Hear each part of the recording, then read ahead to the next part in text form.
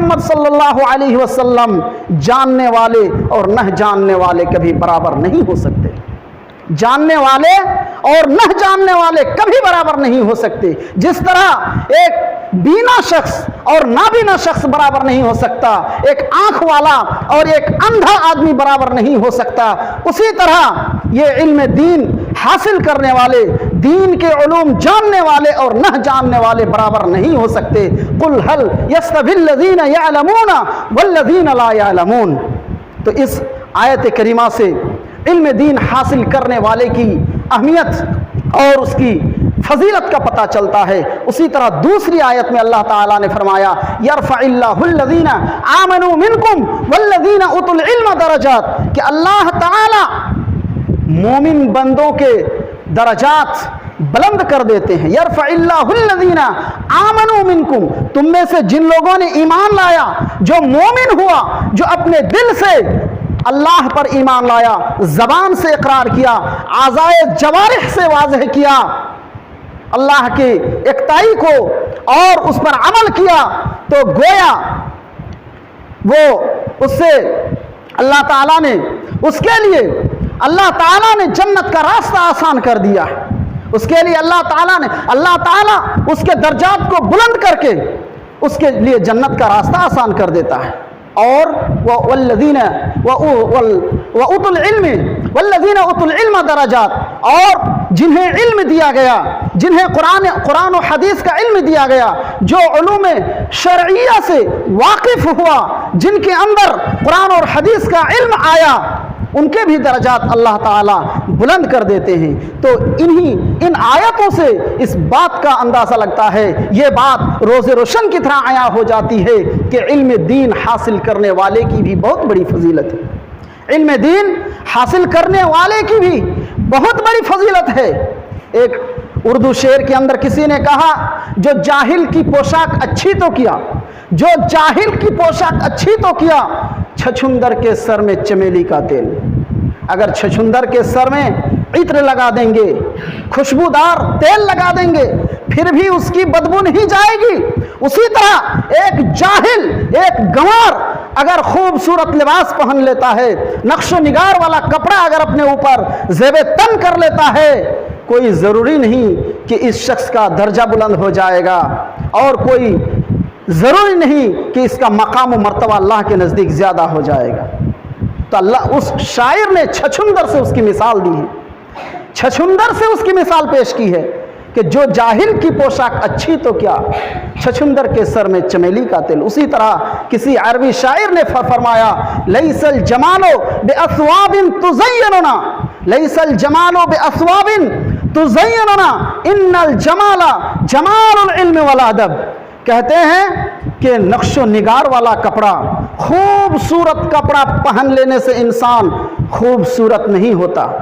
خوبصورت کپڑا پہن لینے سے انسان خوبصورت نہیں ہوتا. خوبصورتی کے لیے ضروری ہے کہ اس کے اندر علوم شرعیہ ہو، اس کے اخلاق اچھے ہوں، ان کے آداب اور اطوار اچھے ہوں، یہ ضروری ہے.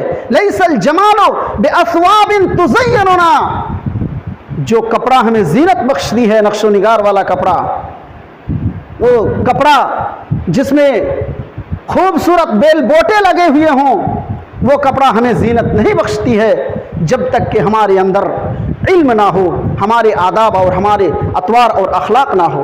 محترم سامعین، ان آیتوں اور حدیثوں اور اشعار سے طالب علم کی اہمیت واضح ہوتی ہے. لہذا ہمیں ضرورت ہے علم دین کی طرف آگے بڑھنے کی. ہمیں ضرورت ہے جو اس فیلڈ میں ہیں، جو اس میدان میں ہیں، محنت کی. ہمیں آگے بڑھنے کی ضرورت ہے. ہمیں اس علم کے لیے محنت کی ضرورت ہے. ہمیں اس علم کے لیے قد و کاوش کی ضرورت ہے. جب تک ہم محنت نہیں کریں گے، جب تک ہم محنت نہیں کریں گے، تب تک ہم بلندی کو نہیں پا سکتے. جیسا کہ اللہ تعالیٰ نے فرمایا والذین اوتوا العلم درجات، ان کے بھی درجات بلند ہوں گے جن کو علم دیا گیا. لیکن اس کے لیے محنت کی ضرورت ہے، اس کے لیے قد و کاوش کی ضرورت ہے. جیسا کہ عربی شاعر نے کہا ہے بقدر القد تکتب تکتسب المعالی ومن طلب العلا سہر اللیالی. انسان کی محنت کے بقدر، انسان کی محنت کے بقدر مطلب جیسی محنت وہ کرے گا ویسا وہ آگے بڑھے گا. انگلش میں کہتے ہیں ٹیٹ فور ٹیٹ، جیسی کرنی ویسی بھرنی. من جدہ وجدہ، جس نے کوشش کیا اس نے پایا. یہ بہت ساری مثالیں ہیں. کما تدین تدان، جس طرح کرو گے اس طرح پاؤ گے. یہ بہت ساری مثالیں ہیں. انسان جیسی محنت کرے گا اس حساب سے وہ آگے بڑھے گا. لہذا عربی شاعر نے کہا ہے بقدر القد تکتسب المعالی ومن طلب العلا سہر اللیالی. انسان اپنی محنت کے حساب سے آگے بڑھتا ہے، اور آگے بڑھنے کے لیے ضرورت ہے اس کو کس کی؟ رات جاگنے کی. یہ طالب علم کے لیے کہا ہے کہ رات جاگنے کی ضرورت ہے. سو کر کے کوئی عالم نہیں بن جاتا ہے، گھوم گھوم کر کے کوئی عالم نہیں بن جاتا. اگر عالم بنتا تو بڑی بڑی یونیورسٹیاں بند رہتی. اگر کوئی گھر میں بیٹھ کر کے عالم رہتا اتنے بڑے بڑے مدرسے نہیں ہوتے. لہذا ضرورت ہے آگے بڑھنے کی، عالم بننے کے لیے ضرورت ہے اس کو محنت کی. اسی لیے شاعر نے کہا ہے بقدر القد تکتسب المعالی ومن طلب العلا سہر اللیالی. اسی طرح اردو شعر میں ہے نامی کوئی بغیر مشقت نہیں ہوا، نامی کوئی بغیر مشقت نہیں ہوا، 100 بار جب عقیق کٹا تب نگی ہوا. انگوٹھی پر جو موتی لگے ہوئے ہیں، جو موتی ہے اس میں خوبصورتی کب آتی ہے؟ اس پتھر کو 100 بار کٹنا پڑتا ہے، اس کو گھسیٹ گھسیٹ کر رگڑ رگڑ کر اس کو چکنا کیا جاتا ہے، تبھی وہ انگوٹھی کے سر پر بیٹھنے کے لائق ہوتا ہے. اسی طرح پڑھنے والے کے لیے ضروری ہے اس طرح محنت کی، اس طرح محنت کی ضرورت ہے. اپنے کو رگڑ دینا ہوگا. کسی بھی کام میں بلندی حاصل کرنے کے لیے ضرورت ہے اس کو محنت کی. کسی بھی چیز میں نام حاصل کرنے کے لیے، اس کو شہرت پانے کے لیے ضرورت ہے خود کو رگڑنے کی. اردو شعر میں اسی طرح کہا ہے مٹا دو اپنی ہستی کو اگر کچھ مرتبہ چاہو کہ دانہ خاک میں مل کر گل و گلزار ہوتا ہے. مٹا دو اپنی ہستی کو اگر کچھ مرتبہ چاہو کہ دانہ خاک میں مل کر گل و گلزار ہوتا ہے. دانہ ایسے زمین سے نہیں اگتا ہے. دانہ کو پہلے زمین پر گر کر کے اس کو سڑنا پڑتا ہے، اس کو گلنا پڑتا ہے، تبھی اس سے پودا نکلتا ہے اور اس سے اناج اگتا ہے. اسی طرح اس دانے کی طرح اپنے کو رگڑ دینا ہے، اپنی ہستی کو، اپنے وجود کو مٹا دینا ہے. اس کے لیے محنت کرنی ہے، تبھی انسان آگے بڑھ سکتا ہے. محترم سامعین، یہ قرآن اور حدیث جو ہماری رشد و ہدایت کے لیے بھیجے گئے ہیں، اس میں سب سے پہلے علم کی بات ہوئی ہے. سب سے پہلے اللہ کے نبی جناب محمد الرسول اللہ صلی اللہ علیہ وسلم پر جو وحی آئی ہے وہ علم سے متعلق ہے.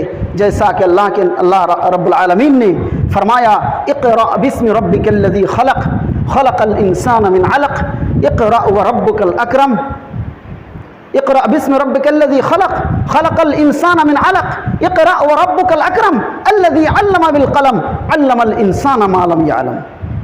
یہ 5 آیت سب سے پہلے اللہ کے نبی جناب محمد الرسول اللہ صلی اللہ علیہ وسلم پر اتری ہے، اور یہ آیتیں علم پر دلالت کرتی ہیں، پڑھنے پڑھانے پر دلالت کرتی ہیں. لہٰذا ضروری ہے ہم مسلمانان کو ہم علوم شرعیہ کی طرف آگے بڑھیں، ہم علوم شرعیہ کے لیے قد و کاوش کریں، اس کے لیے ہم محنت کریں.